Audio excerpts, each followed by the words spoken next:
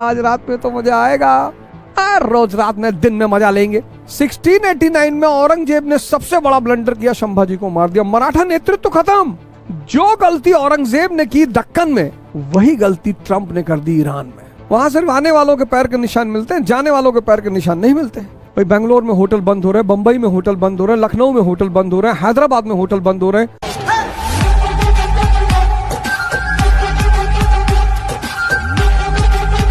Iran America का युद्ध जारी है।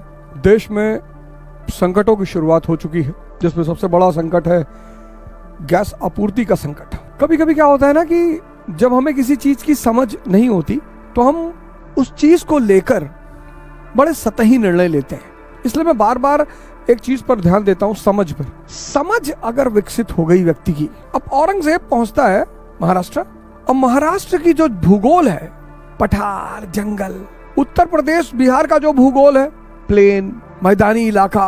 अब मैदानी इलाका का सिपाही पठार और जंगल के इलाके में फंसेगा कि नहीं फंसेगा? एकदम फंसेगा, गुरिल्ला युद्ध में फंसेगा।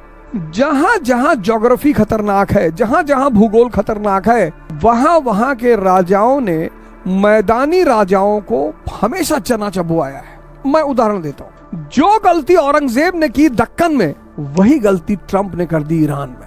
ईरान का भूगोल देखो, तुम मैदान के लड़ने के आदि, वो पठार, पहाड़, टफ टेरेन का नेशन ईरान, उसका भूगोल बहुत खतरनाक है। वहां सिर्फ आने वालों के पैर के निशान मिलते हैं, जाने वालों के पैर के निशान नहीं मिलते। और फिर तुमने उसके नेतृत्व को मार दिया। अब किससे बात करोगे? किससे लड़ रहे हो? ईरान की जनता से। जनता से लड़ के न जीत पाओगे। और ट्रंप चाचा खुद तो फंसे, पूरी दुनिया को फंसा दिए। अगले 10 दिन में अगर ये युद्ध नहीं रुका तो मैं आपको बता दूं कि बहुत चुनौतियां आने वाली हैं। और इन चुनौतियों में अगर आपकी कोई चीज रक्षा कर पाएगी तो वो है धर्म, ध्यान, साधना। अगर चुनौतियां बढ़ी तो सिर्फ वही लोग बचेंगे जिनके अंदर ताकत होगी, क्योंकि चुनौती तो सबके लिए आएगी। भाई बेंगलोर में होटल बंद हो रहे हैं, बंबई में होटल बंद हो रहे हैं, लखनऊ में होटल बंद हो रहे हैं, हैदराबाद में होटल बंद हो रहे हैं। करोड़ों लोग का व्यवसाय छिन जाएगा। एक होटल बंद होगा, कम से कम 50 लोग अनएम्प्लॉयड हो जाएंगे। अगर एक होटल बंद हुआ, कम से कम 50 लोग अनएम्प्लॉयड हो जाएंगे। फिर शहरों में खाना, शहर में तो लकड़ी आ नहीं पाएगी। नहीं, मैं आपको डरा नहीं रहा हूं, मैं आपको सिर्फ ये कह रहा हूं कि अब जो होना है वो तो होगा ही। वही है वही जो राम रचि राखा, अब तो वही होगा। दिल्ली, राजस्थान, राजपूतों का सबसे बड़ा अहम क्या था कि भाई हम रेगिस्तान में हैं, तुम ना सरवाइव कर पाओगे, आओ लड़ो। नॉर्थ ईस्ट, पूर्वोत्तर के लोग हमेशा चुनौती देते रहे दिल्ली को। दक्कन के लोग हमेशा चुनौती देते रहे दिल्ली को। अफगानी जैसे ही मौका पाते थे भारत में घुस आते थे। अब औरंगजेब ने क्या किया?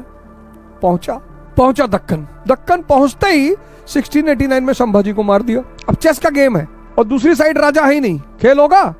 नहीं होगा। बिना राजा के खेल कैसे होगा?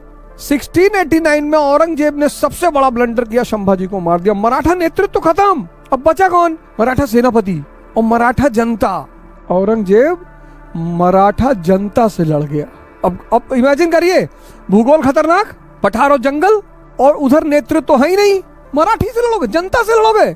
22 साल औरंगजेब को मराठों ने बहुत मारा। कोई माई कलाल इस तथ्य को काट नहीं सकता। बहुत मारा, 22 साल बहुत मारा। 1705 में औरंगाबाद में थक हार के बैठ गया, बीमार, बुजुर्ग, खत्म। आप खाना बना के देखो ध्यान करते हुए, आप पढ़ाई करके देखो ध्यान करते हुए, हर चीज की क्वालिटी बदल जाएगी, क्योंकि आप नहीं कर रहे हो।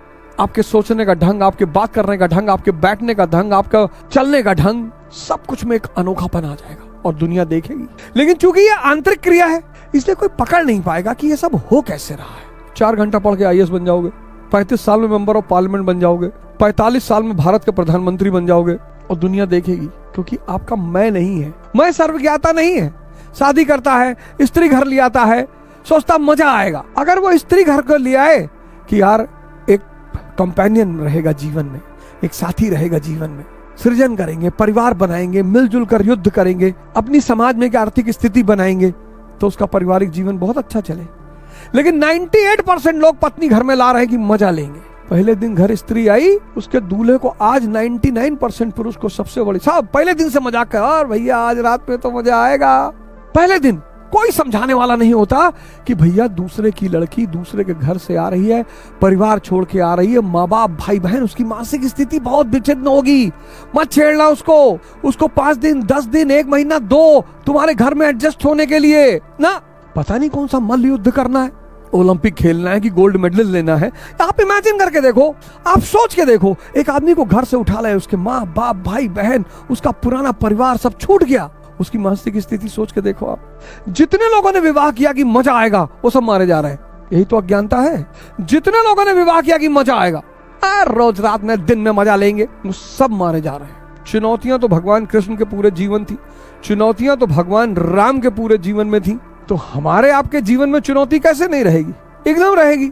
लेकिन चुनौती से निपटने के लिए जिस चीज की सबसे ज्यादा जरूरत है वो है आंतरिक शक्ति, साहस और समझ, और ये पैदा होगी सिर्फ ध्यान से। इसलिए अब वो समय आ गया है जब आपको ध्यान की तरफ मुड़ना ही होगा, साधना की तरफ मुड़ना ही होगा।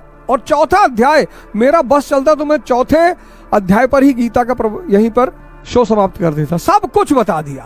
कर्म क्या है, जिसको ये पता चल गया कि कर्म क्या है, कर्म आराधना है, कर्म भजन है। 90% लोग कर्म शब्द को जान ही नहीं पाते। वो कर्म का मतलब सोचते हैं झाड़ू लगा रहे हैं वो कर्म है, नौकरी कर रहे हैं वो कर्म है। कर्म सिर्फ एक ही है, ये जो श्वास प्रश्वास चल रही है, इस पे निरंतर नजर, निरंतर, यही यज्ञ है और यज्ञ ही कर्म है। आरंभ में ये चुनौती है, आरंभ में, लेकिन धीरे धीरे आपको इसमें मजा आने लगेगा, शक्ति पैदा होने लगेगी। बड़ी प्यारी लाइन है, इसको ध्यान से सुनिए। जो पुरुष कर्म में अकर्म देखे कि मैं नहीं कर रहा हूं, मतलब अरे भाई तुम सुबह उठ नहीं पा रहे थे, तुमने सांस पे ध्यान लगाया, इष्ट चिंतन किया, तो किसी अन्य शक्ति ने आपकी मदद करके उठाया ना आपको करना होता, आप उठ ही नहीं पाते। कर्म में अकर्म देखे, कर्म में अकर्म देखे कि मैं तो सिर्फ देखने वाला हूं, कर तो कोई और रहा है। अगर आप ही करता होते तो आप ध्यान करना चाहते थे पहले भी ध्यान कर लेते, आप पढ़ना चाहते थे पहले भी पढ़ लेते, आप सूर्य नमस्कार करना चाहते थे पहले भी कर लेते, लेकिन पहले आप नहीं कर पा रहे थे क्योंकि आप करता नहीं है, आप सिर्फ दृष्टा हैं, अकर्म। लेकिन धीरे धीरे धीरे धीरे एक ऐसा स्थिति आएगी जब आपको अकर्म, आप दृष्टा बनना शुरू हो जाओगे, तब बहुत मजा आएगा। जैसे आप सुबह उठ नहीं पा रहे, अब 5 बजे आपकी आंख खुली, आप उठ नहीं पा रहे, तो अब एक तरफ विचार चल रहा है कि यार 1 घंटा और सो लो यार, 6 बजे उठना कौन सी बुरी बात है यार।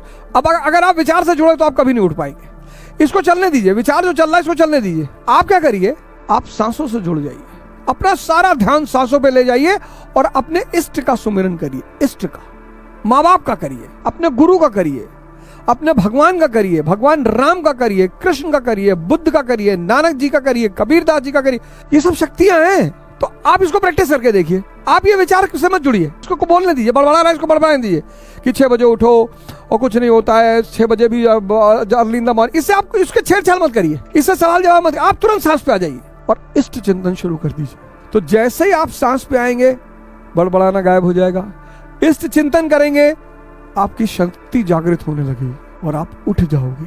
आप उठ जाओगे, शर्तियां बता रहा हूं, गारंटी आप उठ जाओगे। अब आप उठ गए, ब्रश किए, फ्रेश हुए, नहाए धोए, अब यह हुआ कि भाई ध्यान किया जाए, फिर ये समझाए, फिर ये बड़बड़ाएगा, फिर आपको यही प्रक्रिया करनी है। फिर ये होगा भाई सूर्य नमस्कार कर लिया, फिर ये बड़बड़ाया। जहां जहां ये बड़बड़ा रहा है वहां वहां आपको अपनी सांसों से जुड़कर इष्ट का चिंतन करना है। यही यज्ञ है और यज्ञ ही कर्म है। धीरे धीरे क्या होगा, महीने भर के अंदर क्या होगा कि 1 महीने के अंदर आप पॉजिटिव होना शुरू हो जाएंगे, आप क्रिएटिव काम करना शुरू कर देंगे, सुबह उठने लगेंगे, ध्यान करने लगेंगे, पढ़ाई करने लगेंगे, योग करने लगेंगे और आपका उत्साह बढ़ने लगेगा। यार जीवन में परिवर्तन हो रहा भाई।